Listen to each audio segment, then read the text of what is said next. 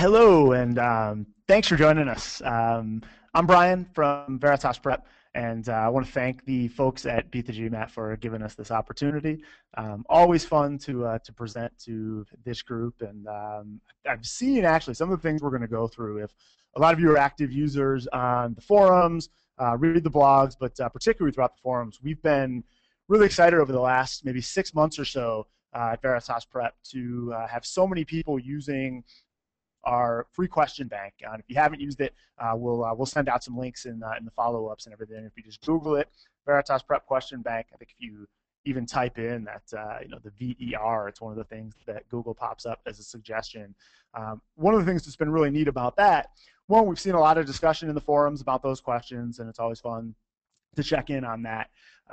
The other thing kind of brings us to what we're going to talk about today is we've been able to monitor statistics on every question that we have, and by getting a couple hundred users on each question, being able to test what kind of trap answers people are falling into, which questions are taking people longer than we think they should, which ones do people get wrong but not spend very much time on. I feel like that's helped to strengthen our understanding of just how to convey information to students, to get students thinking in terms of the way that the test is written, to avoid traps, to know how to allocate time a little bit better. And so that's what we want to go through today. That's why it's called Statistically Speaking. And we've got these quotes up here about if you can't remember the past, you're condemned to repeat it, or fool me once, shame on you, fool me twice. And as the former president and Harvard MBA kind of put his own spin on it, just don't get fooled again. And so what we want to show you are a lot of the traps that people have fallen into, why they've fallen into them, and help you avoid those on test day, help you study a little bit smarter, help you know when to slow down a little bit, when to check for traps when you're taking the test. And so hopefully through what we've been able to gather statistically, you can learn from the mistakes of those who've come before you and implement that into all of your studies. One of the reasons we want to do all that is because this is sort of a preview of the way that we look at the test. It's that pyramid is adapted from educational theory. This is in all of our lessons, and hopefully you've seen us blog about it and mention it in the forums and everything. The GMAT says it's a test of higher order thinking, and that's why we want you to learn this way. Kind of the way we'll go through it, these more educational buzzwords, is metacognition, understanding why you think the way you think, which mistakes that leaves you vulnerable to. And so the way what higher order thinking is on a pyramid like this is the upper 2/3. It's everything above remembering information and understanding information, and it gets into applying information to solve problems, synthesizing information, analyzing it, and even creating new things using it. So everything above understanding is what academics call higher order thinking. And when Eric B. and the team at Beat the GMAT and my team are at these GMAT summits they do with the people who write the test, that administer the test, they say over and over again, we're a test of higher order thinking, we're a reasoning test, we want to test people's higher order thinking skills. And so what we do with our curriculum, and we want to kind of show you what we're going to go through today, we do want to make sure you do know, remember, understand information, and that's that skill builder portion at the base of the pyramid. But above that is knowing when to use those skills, being able to use some strategy on it, kind of recognition of, in this case, I should really look to factor out common terms or to break exponential terms down so that they have prime bases or those kinds of things. And then even above that, kind of that creating analysis area of higher order thinking, being able to really think, hey, why did they write the question this way? What clues are in there to help me avoid trap answers, to double check my work when I may have made an assumption or gone a little bit hastily. And so really what we're going to spend today talking about is mostly that top end of the pyramid, that really getting to understand the test at a little more intimate kind of expert level. And we can do that by thinking like the test maker, by using some of the statistics on test questions to see how they're crafted, which traps they're baiting you toward. And so I want to start with one of my favorite questions from our bank. This one I think is also in our book, so I only kept it in the bank for a little bit. I want everybody to take maybe 30 seconds or so, take a look at this question, kind of relate it to what you know about the test. Then I'll show you the statistics, and we'll talk about what you can learn from it.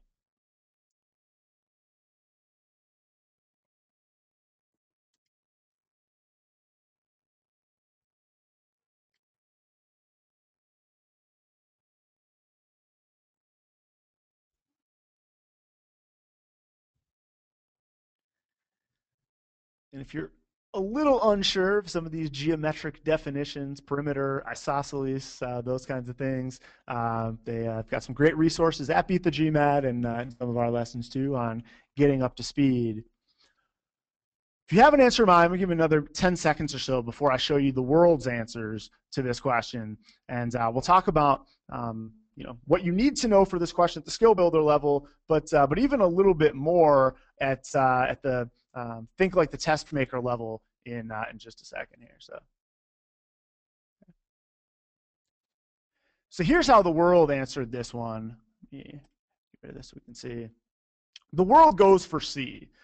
Just about half of all people in the world go for answer choice C. Like I mentioned, we kept this in our question bank for a pretty limited amount of time. So it was also one of our book questions. We didn't want to overdo it. But the correct answer is E. And what it comes down to is when people pick C, and we also monitor stats, most people that pick C do it relatively quickly. The people that pick C a lot of times do it in a little bit less than a minute, whereas those who correctly pick E tend to spend a few more seconds on it than that. And the reason for it is what you've studied, sort of that skill builder base of the pyramid, is a bunch of triangle side ratios, usually going with right triangles. So you know your 3, 4, 5 triangle, your 5, 12, 13. You know your 30, 60, 90 ratio is x square root of 3 times x and 2x. And you know that for isosceles right triangles, the side ratio is x root 2, where x root 2 is the hypotenuse. And so when people see, oh, this is just like my flashcards, I've got an x and I've got an x root 2, the other side has to be x, they're assuming that it's a right triangle. But actually, they never tell you that. This is one of those questions where you need to say, all I know is it's isosceles. I don't know that it's my specific type of isosceles triangle, the isosceles right triangle, that I've memorized on my flashcards and written on the back of my hand. Hopefully they won't make me rub that off before I get into the test center, got tattooed on my wrist, whatever you're doing to try to memorize all those things. Here, they're trying to get you to make that quick leap of assumption. So that's why the people that fall for the trap tend to do it faster than the people who pick the correct answer. They have that quick recognition of, oh, I memorized this. When actually an isosceles triangle just means that two sides match. So it could be 4, 4, 4 root 2, or it could be that the 4 root 2 sides match. There's 2 of these and 1 of these. And so you actually don't have enough information to solve this. And what I think you can learn from this, again, going to the statistics, is people make hasty decisions in chasing what they think they see as recognition. They're so focused on what they memorized, what they know, having gone through a bunch of geometry rules, that they don't have that patience for, wait a second, answer choice C came a little bit easily. If you get an answer, and C is a popular trap answer that way, where a lot of times we all love to have more information. We go to doctors for a second opinion. We download more reviews for a product we're about to buy just to make sure we have a better feel for what people think about it. We all love to have more information. A lot of times when people pick C, it's because they feel like, okay, with all this information, I have to be able to do it or something like that. If C comes quickly, that's usually a good invitation to the savvy test taker. Hey, wait a second. I either need to play devil's advocate. Is the obvious answer 4, 4, 4 root 2? Is there any threat to that? Is there anything I'm not thinking about? Is there any chance it could be something else? Or in other cases, you need to leverage information and say, do I really need both of these pieces of information, or could I do it with just one of them? Do I just feel better with 2 of them? So in either case, especially if it's answer choice C, but if it's any data sufficiency answer that comes to you in less than 30 seconds, that's almost an obvious answer. A lot of times it's the trap, and we can learn that here. Most people go for C, and they usually do it really quickly. Learn from that mistake. If an answer choice comes quickly, especially if it's C, it's a good invitation to slow down and spend a little bit more time. Now, I should mention a couple format things before we dive too much farther into a couple more questions. If you guys do type in your questions, we're going to hit a Q&A session at the tail end of all of this. We'll go back and review any of these if anybody wants to know a little bit more in terms of specific steps or anything like that. We've got a few more of these to go through. Takeaways are all going to be based on what's the trap answer, 1. 2, how could you have recognized that for yourself in future questions? And then 3, what do you do when you think you might be falling into the trap? And so here, hopefully you recognize the trap because it comes pretty quickly. And then what do? We're saying play devil's advocate. Okay, seems obvious that it's 4, 4, 4 root 2. What else could it be? Am I missing something? Let me go back and spend a little more time on what is the definition I'm using. What does that correspond to? What did they give me? That kind of a thing. So let's plow ahead, hit a couple more of these, and again, try to learn from the mistakes of others.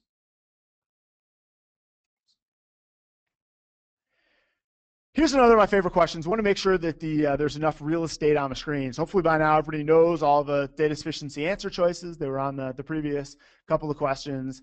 Again, let me give everybody about a minute on this one. This takes a few seconds to unpack a little bit. So let me give everybody about a minute to get comfortable with this one. Think about your answer, write down your answer, type it in if you want to. I'll show you what the world has answered on this one, and then we'll talk about what we can learn from that.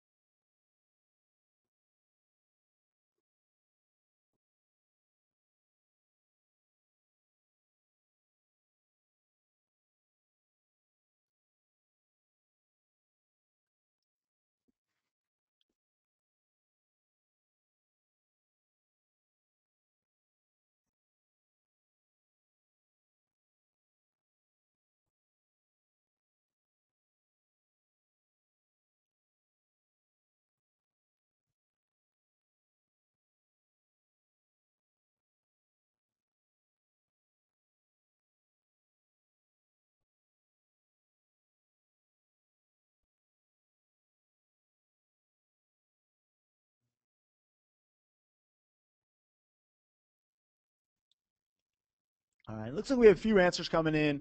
So maybe give it another 15 seconds or so. This is another case where, statistically speaking, the faster people answer on this, the more likely they are to get it wrong. So I want to make sure I don't rush anyone, since that is one of the lessons to take from this one. And it looks like we've got a pretty good split between A's, C's, and E's. I don't want to bait anyone into picking one of those, but it seems where we're at. So most people don't see statement 2 alone as sufficient, and you're right. So again, let's take a look at the stats. So if you're just about to finish up, sorry to cut you off. The stats, and actually the world stats, kind of parallel what we've seen here.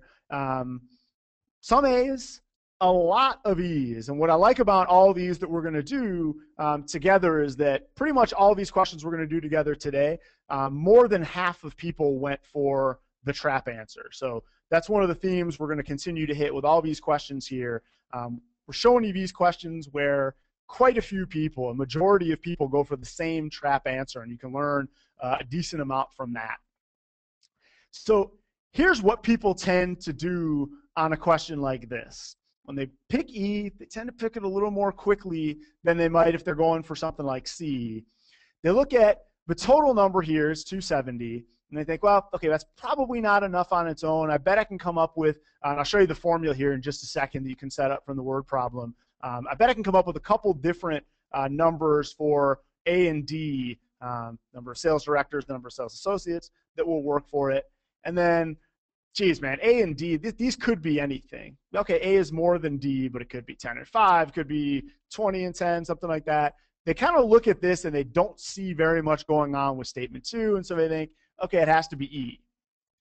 Here's one of the problems with that, and this is another kind of data sufficiency answer choice level, kind of corresponds to most questions. E doesn't mean that you can't do it. E means that it can't be done. It means that Stephen Hawking can't do it, or Steve Jobs couldn't have done it, or Einstein couldn't have done it. So a lot of times I think people pick E, and you even talk to them, they're like, well, geez, I don't know, I don't think I could ever do that. And it doesn't necessarily mean that you can't do it.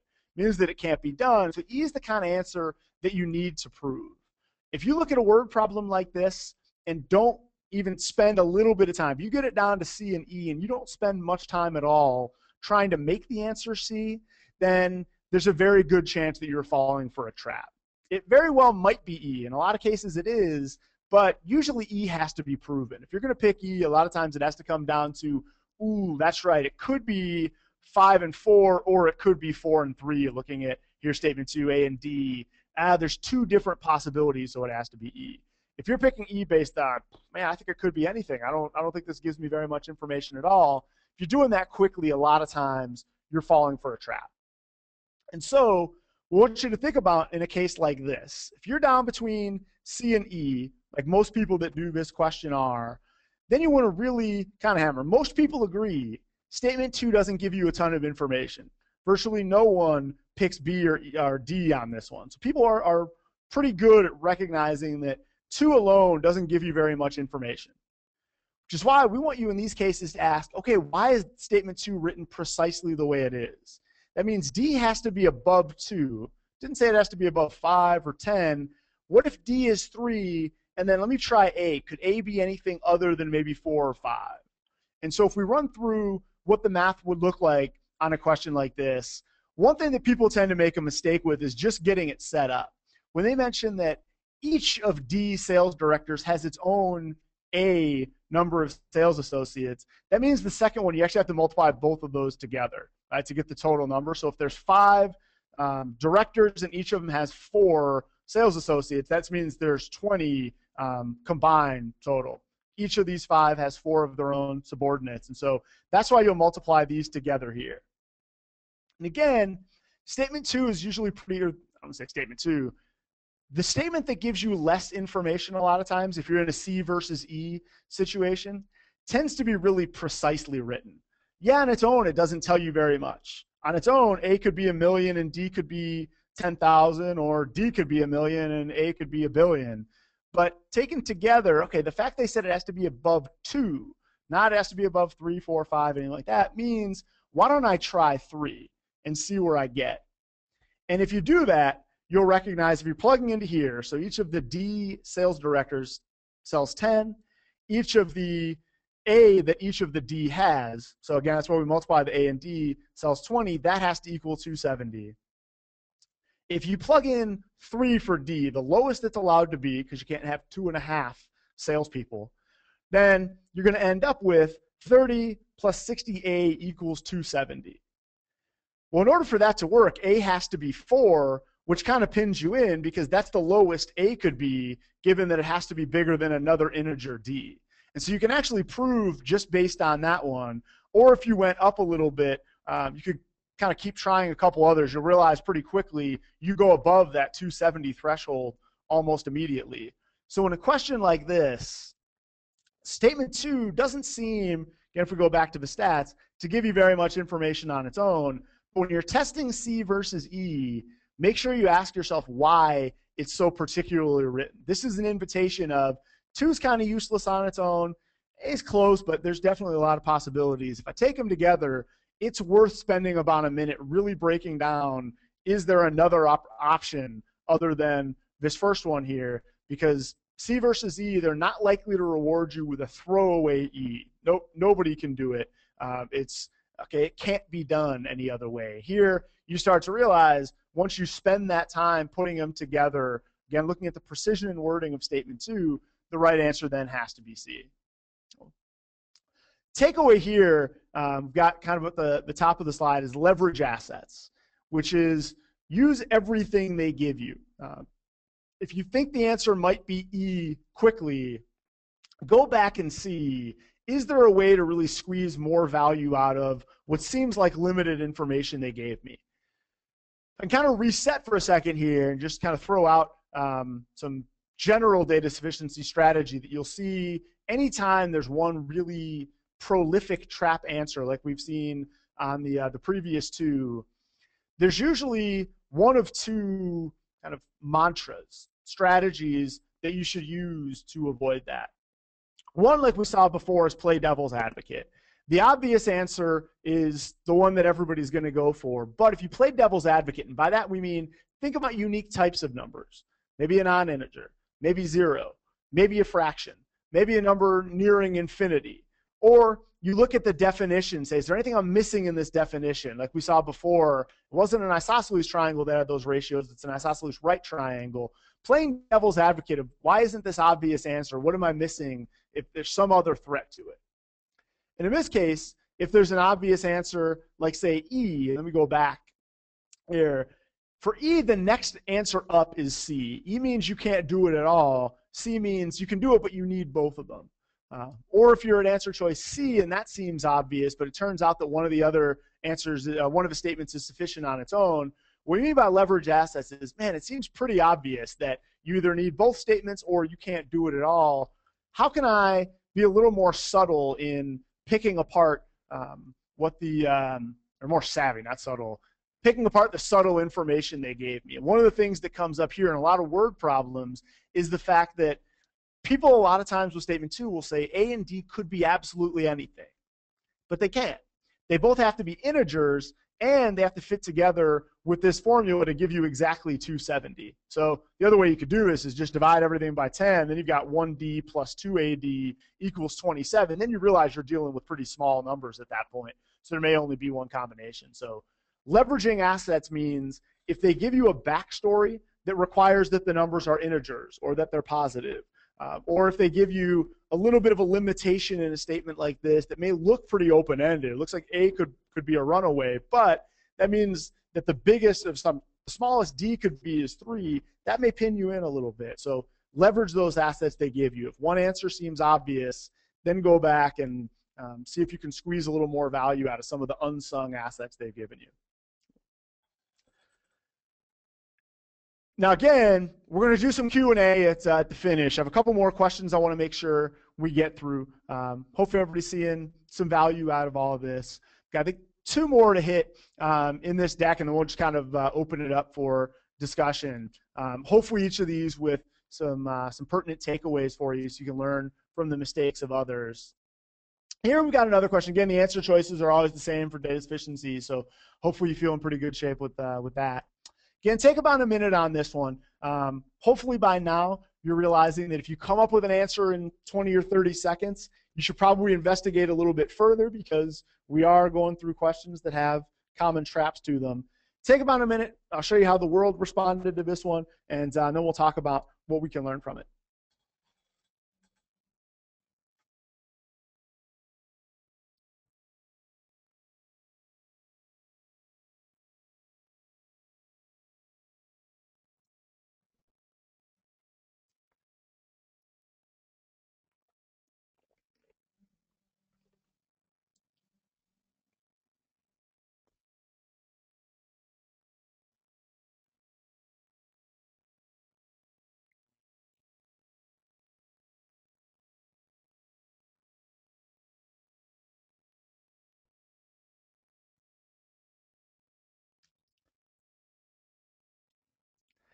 That makes me nervous, that line that we have people answering quickly. So we'll see how they did, because so it's neat when you get to monitor all the statistics in this question bank, because you get to see how fast people are answering and what answers they're picking, and see if there are certain questions, especially data sufficiency. We'll do a little problem solving in a second. Fast answers are highly correlated with going for the trap.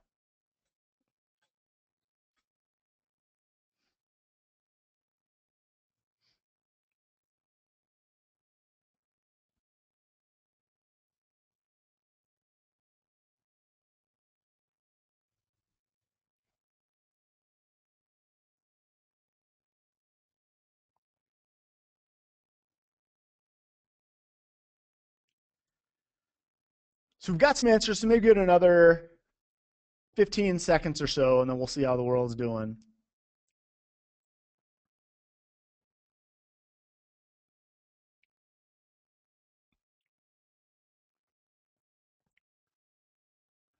All right, I like the even distributions on this. So let's see how the world did. So we're pretty evenly spread along A, C, and E here. Okay. Side, which is sort of the way the world ends up going on this one.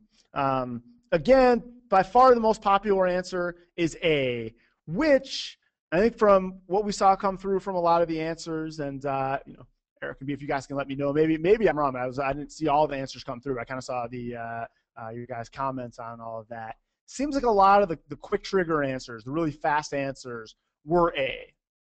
All right. Couple things to think about in this case. If you picked A really quickly, especially because we're going through these where these are trap answer related questions, but even on the test too, if you get an answer within 20, 30 seconds, that may mean you know what you're doing very well, but because it's an adaptive test and because you should be seeing questions that are challenging your ability level right away, that's also an invitation to say, wait a second, there may be a trap I'm missing. Right? And so make sure that if you do get an answer within 20 or 30 seconds, you at least spend that 10 seconds double checking. And here is another play devil's advocate question. Now, one other clue to me on this one is that if you picked A, that means statement 2 is absolutely useless. And if you never even considered what statement 2 might have been telling you, you probably did something wrong. The question asks about integer z. Statement 2 is about y.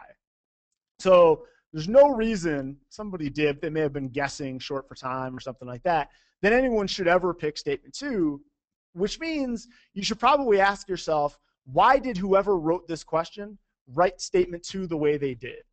Now, it may turn out it doesn't matter, but it's at least worth considering because the GMAT doesn't throw away statements very often. Whoever wrote this question had something in mind. They thought there was a trap answer. Maybe the trap was C. Maybe people think they need to know this, but they don't. Turns out the trap is A, and you actually do need this. And here's why. If you went through quickly and just looked at, okay, basically statement 1 says you've got an integer, positive integer, divided by the positive integer 1 below. So it might be 5 divided by 4, which is 1 remainder 1. It might be 8 divided by 7, which is 1 remainder 1. Might be 101 divided by 100, again, 1 remainder 1. So when you divide adjacent numbers one by the next one down from it, as long as they're all positive, you're almost always going to get a remainder of 1. The answer should always be 1 remainder 1. But here, where they tell you y is not a prime number, if you said statement 1 was sufficient without ever looking at statement 2, I forgive you. But once you've seen statement 2, and this is one of the structures we try to get across a lot when we teach data sufficiency, that you have to ask yourself why that's there. Say, okay, wait a second, what prime number might make a difference? And when you're dealing with prime numbers, one prime number should stand alone as the most unique of all prime numbers, and it's 2 because 2 is the only even prime number. And it turns out that's the only exception to all this. 2 divided by 1 is quotient of 2, and there's no remainder. So there's one exception to the rule. Statement 2 serves to get rid of that and say, okay, it can't be 2. The lowest you can start is 4 divided by 3. So the obvious plug-in numbers to you are the ones that you're allowed to use now.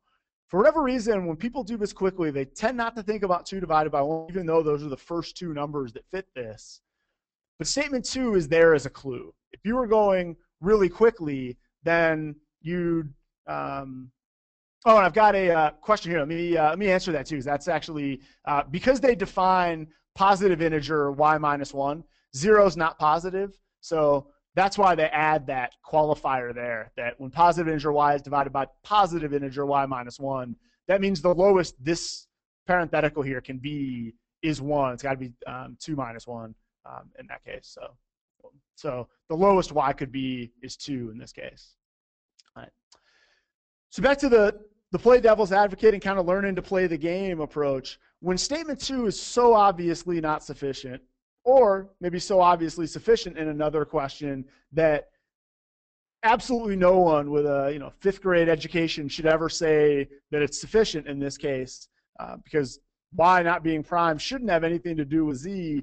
It's an invitation to you. It's for a savvy test taker to say, wait a second, I'm not going to say this is sufficient without at least considering why this is here. Okay, y is not prime. What prime number might change my answer here? So it actually gives you a clue as to how to play devil's advocate. The GMAT's not that, I think a lot of times you overdo. People will miss 1 or 2 questions where but you didn't think about one. Oh, but you didn't think about zero. And that does come up. It's not on every question. It may be once or twice per test. They're not that arbitrary with, oh, but what if the number was 17, kind of arbitrarily. But a lot of times where they do trap you with unique types of numbers, in this case, 2 and 1, is when they give you a clue to be able to avoid it. So those really gotchas, like, ooh, there's that one number that makes your obvious answer actually wrong. Almost always when they do that, there's a clue, and that's why you want to train yourself. Kind of the setup in this case, we go back to the trap. Very fast answer, sufficient for statement one. Statement two has nothing to do with the question whatsoever, so it seems. People pick A in 30 seconds. Those are the symptoms of, I might be getting trapped here. So I need to play devil's advocate. I need to double check. What is statement two doing there? Why is it not even about what the question's about? Question's about Z. Statement two is about a totally different integer that's or number that's not even defined here. I need to do a little bit of research to make sure I'm not falling into a trap. So here are the clues. Fast answer. Most people do within 30 seconds. Completely insufficient statement. To me, as a savvy test taker, that always means, okay, I got some work to do. There's a high likelihood that I'm being trapped. So let's go in and investigate. So hopefully what we've learned thus far, we can kind of reset where we are on all this. You can get a lot of clues from answering a little bit too quickly and going for what seems like an obvious answer in, say, less than a minute, less than 45 seconds or so. Doesn't mean you're wrong. Right now we're doing it with questions. You can, had a teacher when I was a kid say, you can learn a lot more from a few seconds of pain than from a few hours of glory. So when we've got an hour together in this, I want to make sure everybody misses a question or two here and there. So we're picking questions where you are being trapped. You're not always being trapped, but more often than not, if you're planning on scoring above average, well into the 600s, or hopefully even into the 700s, if an answer seems obvious, there's a really high likelihood it's too good to be true. So what do you do in those cases?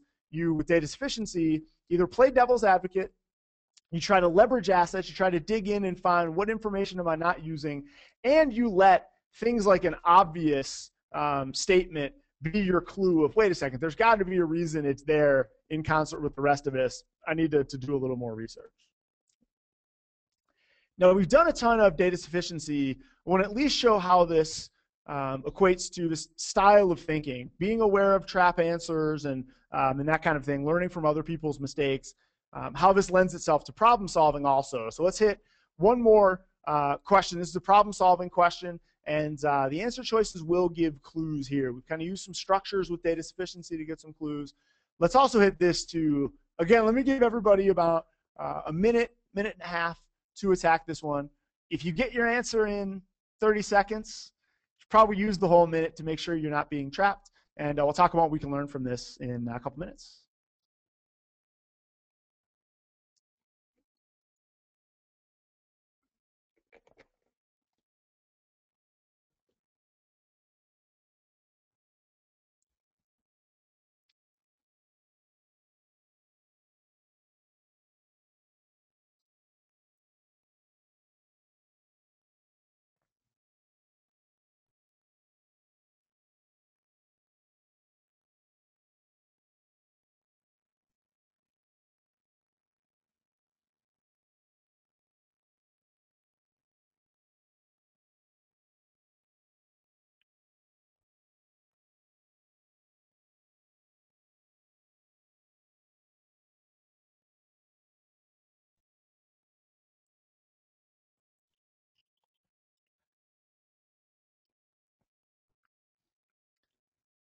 So we've got some answers coming in already. If you feel like your answer was a little too easy, a little too obvious, you might want to go back to the drawing board while everyone else is working and see if, you might be right, but make sure you didn't fall for a trap.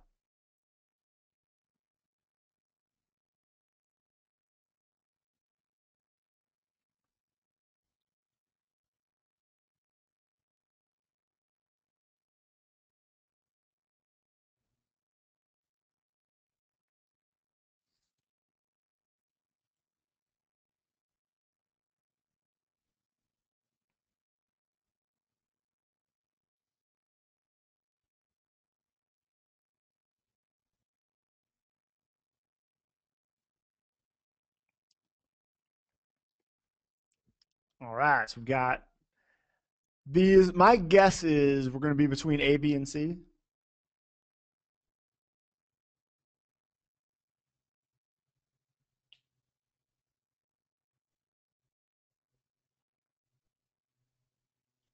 Ooh, right, all right. Sharp group, actually. Oh, we'll see how the world does on this one. I'm glad we kind of primed the pump a little bit here. I'd actually say A and C are the same answer choices because if you multiply both sides by C here, you get A and C look identical. So even though there are more B's than A's in sort of the world responses to this question, I know I'm excited. It's neat when you kind of you build people along, and then people are starting to catch mistakes quickly. So I'm glad the way this worked out. So I'd actually say because A and C are the exact same expression, one, even though B had a little bit more, I'd still say that most people go for quote unquote the trap. And the trap is that most people, when they see this one and pick A really quickly, like two things about it. One, if they just divide both sides by B up here, they get this right away. So it's really the first algebraic step most people take. And then two, because they got the right answer right away, they pat themselves on the back. They bank that extra minute and a half or more for future questions, click their answer, and keep running without actually looking at any other answer choices. Now, B is correct, and a lot of B's came through from our group. And so, I'm proud. If you could see me, I'm beaming like a proud teacher, I guess, which I am. B, I don't know that B looks amazingly obvious right away to everybody. It's a little more complicated than some of the other statements. But if you're reading through and checking every answer choice, as soon as you realize C is the same thing as A, that means two things. Let me see if I got the breakdown here. Kind of go into here. They mean the exact same thing, but there's only one right answer. This isn't saying which of the following might be true. There's no A and C or all of the above or none of the above. So the fact that these two are exactly the same means they can't both be right, and they can't either be right then, because one can't be right without the other. Which means you need to go through and think a little bit. The problem with dividing both sides by B in this case is because you don't know if it could be zero. So algebraically, you're not allowed to do that. If then you would either factor this out or kind of look at it this way, it means either that A equals C or B equals zero. So answer choice B changes the dynamic a little bit, takes away that possibility. B still could be zero, or A could equal C in this case. And so B fixes that problem that the original has by just moving out B, getting rid of that term entirely. So more importantly, what you can learn from this is with problem solving, if you go right away, this also goes to critical reasoning, any sort of process of elimination, answer choice type of a thing. If answer choice A seems like gold, streaming down from heaven, or one of the first couple of answer choices, it still pays to look at the other answer choices because those choices will give you clues. In this case, a lot of people are upset when they pick A and think, but it's right, and then they even come back and say, oh, come on, you're going to trap me with zero. It seems like a dirty trick. Well, it's a trick that GMAT does sometimes use. Again, don't want to overstate, always be thinking about zero, but you do want to keep zero in mind because it is a unique number and it reacts differently. The other one is they give you a clue by making B pretty much the same and C definitely the same as A. That should mean, okay, I need to investigate a little bit further. I can't just take what seemed like an obvious answer right away. So a few things to summarize on this one. Like data sufficiency questions, this one also has that must be true. So it's kind of a logic styled question. With logic style questions, it's easy to throw a trap at people and see if they go for it because it should be true or it's usually true. In this case, in all case, but zero. And zero is an integer. An integer means there's nothing after the decimal point. So zero is an integer. Zero is also an even integer because if you divide it by 2, it stays an integer. So zero is an interesting number. It's one worth spending a little bit of time getting to know. It's also neither positive nor negative. It's the dividing line between positive and negative. So a few kind of unique things to make sure you keep in mind about it. I don't want to overstate how often it comes up, but I'd say most people see at least one question where zero could play a sort of important role. Oh, nice. Yeah, great point by Chris, too. Um, B takes care of negatives. A lot of people, I think in our group, went for D. I think we saw a few of those. And it's not necessarily true because if, A and, because if there are negative values in there, I wish I could draw out all of this. Yeah, B takes care of that. So nice. Thanks. So just like we saw with data sufficiency, here, if one answer choice seems pretty obvious, it still means you need to consider the others. And actually, it means that you probably want to spend a little bit more time. Again, I don't want to fearmonger anyone, make them think that your first inclination is always wrong. A lot of times it's going to be right. But kind of my barometer is if something seems obvious in the first 20 or 30 seconds, I should double check. At the very least, go back and double check. Am I missing anything? And this kind of gets back into the fact that zero is in here, gets into what we talked about, play devil's advocate for data sufficiency questions. Numbers you should always consider, and I think Chris grabbed one of these too. What if it's a negative number? What if it's zero? What if it's a fraction or a non-integer? Just to kind of keep yourself thinking on your toes, that you're not just looking at the obvious counting numbers that you can count on your hand or visualize in front of you. Here, you also get the clue that two answer choices are the same, which means that you probably need to do a little bit more work. So I want to open up in a second for a bunch of question and answer. I think kind of hit the timing about right. We wanted to go about 45 minutes content and then some Q&A. I want to bring it back to sort of this pyramid we started with at the beginning. What we tried to look at a lot today was this think like the test maker component, sort of the peak of the pyramid. And the way we structure all of our lessons with Veritas Prep is to make sure we cover all the content that you need to know, but then also take some steps on top of that. How do you know when to use that content knowledge, package it together, and then also how are they writing these questions? To me, data sufficiency is the ultimate think like the test maker. I always look at it as it's a chess match between me and whoever wrote it. When they wrote that question, usually there's an answer they want me to pick, and then there's the right answer. And so I need to sort of look at, okay, where is there a trap, or where might what I'm thinking not be 100% correct? And we saw a few ways to be able to sniff that out today. If an answer choice seems obvious, you want to do a little bit more work. If one of the statements is completely not sufficient, there's probably a reason they wrote it that way, and so that's a good invitation to consider that.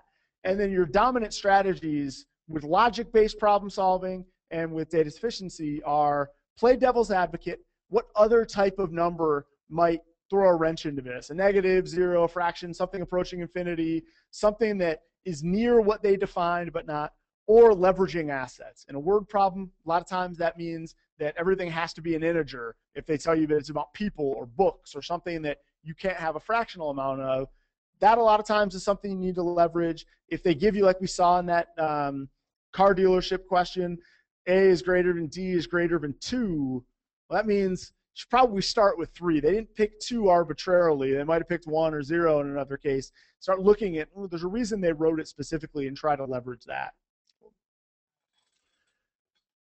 So that's sort of the formalized presentation. I want to open it up for some Q&A. I think I missed a couple that may have come through in here kind of quickly while it's tough talking and reading all those kind of things at the same time. One of the questions about are all these from previous GMAT tests. All the ones we went through today, we authored. Basically, not plagiarism is such a terrible word, but using models that were official questions and then kind of taking what they were testing and tweaking it a little bit. So which one of the, like that car dealership one, I wrote during a tutoring section with a guy who ended up getting, I think 730 or something like that as a Major League Baseball player. And we were going through a question that was about something totally different. And I realized he wasn't leveraging the statement the right way in it. So I'm like, okay, you do this question. I'm going to write up another one that's similar but slightly different and all of that. So it's all kind of inspired by their questions. But they're all in that question bank that we mentioned there before, that just kind of give additional practice on those things. Good question. It's I should have a link. I'd be a much better employee if I had a link. If you just Google Veritas Prep Question Bank, it comes up pretty quickly. So do that. You can create a free account in 10 seconds or so, and then it's just widely open for you. So if you Google it, that's actually what I would do to find the link for you. But I'm kind of stuck in this browser here. So and you should know that I think it's at least couple thousand questions or so. Definitely several hundred questions, all free. And oh, thank you. Cool. Something's there. Nice. I saw another question come across about the remainder one, and somebody asked about numbers like 25 and 24. Some of those all actually do have a remainder of one. Somebody asked why can't what about 25 and 24? And it's kind of just typed it in this way as I was making these slides on the fly. But if you were to actually do the long division on that, 24 goes into 25 once. There's one left over. 25 won't go into that, so it's still one remainder one. So this actually holds for everything but 2 and 1. So saw a question coming through about that right before we moved ahead to the next one. So, and I should also throw this stuff up. We've got for more practice, a couple other things going on. Question banks there. All these stats go into our practice tests so that we have more granular difficulty levels to make it that much more adaptive. And so our new free practice test is linked at Beat the GMAT. Maybe able to find a link, or if you Google this exact phrase, you'll get that. And those are pretty good adaptive tests with some pretty good questions that have all been sort of vetted by having a few hundred responses on them for difficulty level. So, hey, good question, Kevin. Let me come back through. Wish I could draw on these too, but what's that? Oh, you know what? Actually, it's easier than I thought. I was going to try to go through all the algebra. It keeps b in there. Really, what you're not allowed to do here is divide both sides by b, because it could be 0. And so with this case here, it basically restates the original. Just if you squared a and squared b, they would stay the same.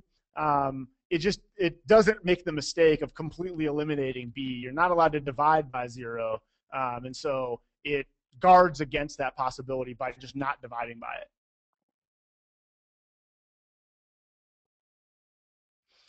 Good question, Angie. I think in terms of how do you improve that, I think a lot of it, and what we're trying to get through today, is just learn from your mistakes. When you make a mistake and like, oh, shoot, I went for the trap answer right away, and kind of keep that in your error log and try to keep that mantra in your mind. If you got to it fast, you thought it was obvious, and it was a mistake, then try to track what mistakes you made over and over again. For me, I know it's gets tossed around in the forums a lot and everything, but not assuming that something's an integer, not assuming that it's positive in data sufficiency. I wrote those down on my noteboard on test day and would just tap each one of them with my pen. Did you consider a negative? Did you consider a non-integer? Did you consider 0? And just kind of tried to keep the mistakes I made multiple times in front of me so that I was always looking at them on the test. So I think by paying attention to your mistakes, one, trying to ask yourself why, and that's sort of what we mean by this think like the test maker here. If we go all the way back to that geometry question at the beginning, I was going to say the isosceles triangle. What worries me about a lot of GMAT test takers is they'll get that question wrong, they'll see that it was a geometry question, and they'll make the note, study geometry. All right, I'll flip all the way back to that, actually, show you what I mean by this. If you got this question wrong, it's not because you don't know about triangles. You actually know more than enough. The people that pick C, they've memorized all the rules about triangles, x root 2. They missed it because of the logic or because they were being too hasty. So when we talk about that, think like the test maker dimension, it's try to ask yourself, did I get it wrong because I didn't know the content, or did I get it wrong because I fell for a trap? If you fell for the trap, that means that's a trap you need to learn to slow down on a little bit. So whether it's you assume something that wasn't there, which is kind of the case in that geometry question, or you just went for the obvious answer. To me, the biggest thing is if you go for the obvious answer in 20 or 30 seconds a lot, that just means I need to slow down a little bit and just double check my answer. That's what we mean by play devil's advocate. Is there anything else it could be? in my mind, it's clearly this perimeter. All right, is there anything else it could be? Question on potential traps in probability questions. It's tough. I'm trying to draw one up in my mind or remember like an official question I've seen sort of that trap on in there. I think it's actually a lot of times related to everything that we kind of went through, where it's just if there's an obvious answer right away that you haven't thought about, could it be anything else? That's kind of the more systemic types of things, almost transcend content. Could happen with geometry, could happen with algebra, could happen with probability. So I'd have to think a little bit more. Let me see if I can find a favorite problem like that and maybe throw it in the forums later on today. So I don't want to duck the question, but I'm trying to think of anything specific. But I also think just sort of learning the kind of the common types of more systemic mistakes that people make. They go for the obvious answer right away, or they don't leverage their resources the way they will. A lot of times with probability, I guess that kind of gets into what we saw with this question here, is these numbers, because they're people, have to be integers. And so most probability questions, they're asking you about integers because, it's drawing marbles from a jar or cards from a deck or something like that. And so that leveraging assets, the fact that there's a fixed set of possibilities, that may be another one people would make. Shakti, it's almost like you're a plant from us. So GMAT Mondays are new. I wanted to put that up. They reminded me to mention this. I actually created this slide right before we started. Matt Douglas, who's one of our instructors, who's getting pretty active on the forums now, teaches for us in San Francisco, Bay Area, and online. He's hosting every other Monday, just sort of an open office hours, free to the public to go through student questions about really whatever's on your mind. So he's our instructor of the year, worldwide instructor of the year from a couple years ago. Just great instructor, loves doing office hours, and so he kind of negotiated, hey, can I just do free open office hours? He also likes seeing a bunch of new problems. So I threw these up in attachments. If you Google these phrases, you'll find them and be able to get in. It's a free resource. I think we link them on the what was I going to say, on Beat the GMAT also, kind of in their free resources section, like down the right-hand side of the forum page. So you can find the link there and get into that. And so it's I think for an hour every other Monday. We just did one last night, so we'll do one. What does that mean? On the 17th, and they're right, so nice. Yeah, so if you find that link, you can check that out. The other one, I wish I had a link to that. Okay, let me go back to the car dealerships question in just a second. The other free resource that I should find a link to, we'll make sure we follow up in whatever the follow up with the link and everything is. We also have all of free trial of our on demand. I was supposed to mention that and didn't. So it's all of our video lessons that I co-host with my friend Lisette, who won a Dean's Fellowship Award to MIT Sloan. So she's a great resource on all of those. So we have free video lessons too that people can check out also. Let me run back to the dealerships question. I'll find a link and make sure you guys get that. Right here. So the reason that it's you put D in this one also is because a group of D sales directors, they each have A sales associates. So each director has several sales associates working for them. And so say you had 3 sales directors, each of whom had 5 people working for them. It'd be that sort of pyramid structure. So you'd have 15 total associates.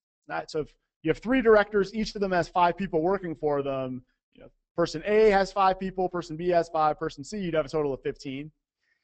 This is another one where it didn't totally fit into what we were going through with the presentation, but with word problems and variables, a lot of times it's pretty abstract. So it's not a bad idea if you feel that a lot of these things are abstract. Kind of, okay, so I don't really see how the algebra works out. Just try with a couple of small numbers. Okay, say there were 3 sales directors, each of them had 10 people working for them. What would it be? Does that match my math? And I do that all the time, even having taught this stuff for 10 years. It's when I'm putting together an equation for how should it look algebraically, I'll double check if there were small numbers, would this logically calculate to what I know it to be? So almost, not quite back solving, especially in data sufficiency, you really can't because there aren't answer choices, but you can use that back solving style logic just to say, if there were numbers, would my formula or would my equation match the numbers I would expect to see? So that's how I double check in a case like this. All right, 3 sales directors, each of them has 5 people. If I did that, would I get the number that I think I would?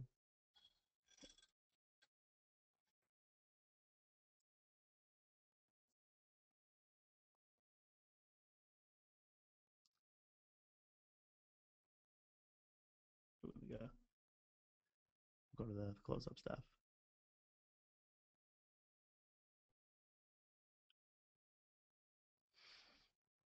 Okay, this one here. So the trap on this question is you can't just, everybody gets, you just can't just divide by B because it could be 0. Right? And the clues for that are that A and C are about the same. But if you could divide by 0, so the real possibilities here are either B is 0 or A equals C. Right? And again, if I could draw on this, if you guys want to kind of write along on your own, because this has that potential that this is 0, in order to do this algebraically, you could subtract BC from both sides. So you'd get AB minus BC equals 0. And then you could factor out the B, and you'd get B times the quantity A minus C equals 0. Which means that either B equals 0 or A equals C. If you kind of treated it like a quadratic. In this case, that accounts for everything. If A equals C, then A squared would equal C squared, and B is always going to equal B. Right? So that's accounted for here. Or if B equals 0 and A is 1,000 and C is -4 or something like that, right? Kind of the other case. Well, then if B is 0, it's also equal because 0 times anything equals 0 times anything. So because this really has 2 definitions to what would solve this, either B equals 0, and then it doesn't matter what A and C are, or A equals C, because we know that B equals B, then, oops, go back to where we were. Then in that case, I was going to say, this one accounts for both of them. A squared would equal, or if A equals C, then A squared equals C squared. And so in that case, B is always going to equal B. Or if B equals 0, then these 2 don't matter. I lost my my chat box. Let me see if I can get that back. Sorry. Okay. Back. All right. That we got just to close up. Thanks everybody for spending the time. Looks like we're wrapping up. Please check out all those free resources here, and hopefully we'll get a chance to see you guys using a decent amount of those. And oops, shoot, what's at the beginning? We'll go to the end. And so thanks, and look out for that follow up. And thanks to Beat the GMAT for hosting.